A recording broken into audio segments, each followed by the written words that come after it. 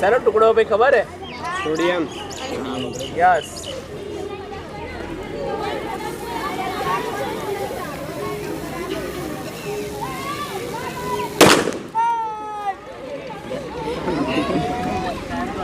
બીજું નાખ્યું.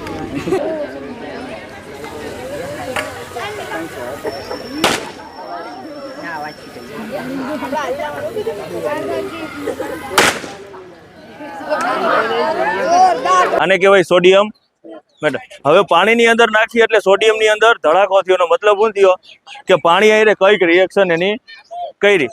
તો પાણી આયરે શું રિએક્શન કરી એ આપણે અહીં જોવાના છે. તો પાણી આયરે રિએક્શન કરે સોડિયમ તો શું બનાવે? Sodium hydroxide. એને કહેવાય બેઝ, NaOH.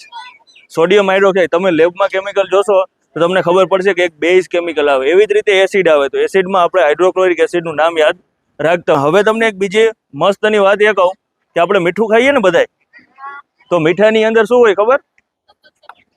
એનું અણુસૂત્ર છે NaCl. એનો મતલબ હું મીઠાની અંદર શું હોય? સોડિયમ હોય. તો મીઠું ખાવ તો એની અંદર ધડાકો થાય?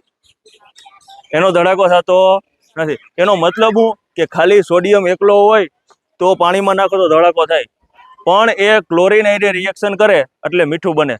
તો સોડિયમના બધાય ગુણધર્મ કેવા થઈ ગયા? જતા રહ્યા. આને કહેવાય મીઠું.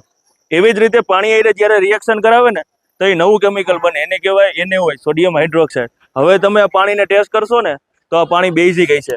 તમને અણુ અને પરમાણુની એક અમે પીપીટી તમને રજૂ કરશું કે અણુ અને પરમાણુ શું કહેવાય. સોડિયમે આવું કેમ કર્યું? તો વિજ્ઞાનનું એક કારણ છે કે સોડિયમની અંદર એક ઇલેક્ટ્રોન હોય. કેટલા ઇલેક્ટ્રોન હોય? એક.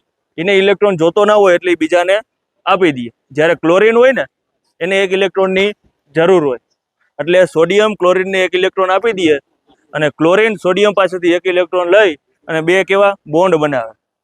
એટલે જ એને કહેવાય NaCl. આપણે જે ભણીએ ને મીઠું એ એટલે બને કે સોડિયમને એક ઇલેક્ટ્રોન આપવો છે અને ક્લોરીનને એક ઇલેક્ટ્રોન જોઈએ. કેના જેવું? સર આગળ રૂપિયા છે. કેટલા રૂપિયા? 10 રૂપિયા. અને મારે 10 રૂપિયાની જરૂર છે તો હું સર આગળ જાઉં ને કે સાહેબ મને 10 રૂપિયા આપો, એટલે સાહેબ મને 10 રૂપિયા આપી દે. અમે બે ભેગા થઈ જાય ને. તો સોડિયમ એવું જ કરે. એક ઇલેક્ટ્રોન સાહેબને આપી દઈએ અને સાહેબનું નામ છે ક્લોરીન.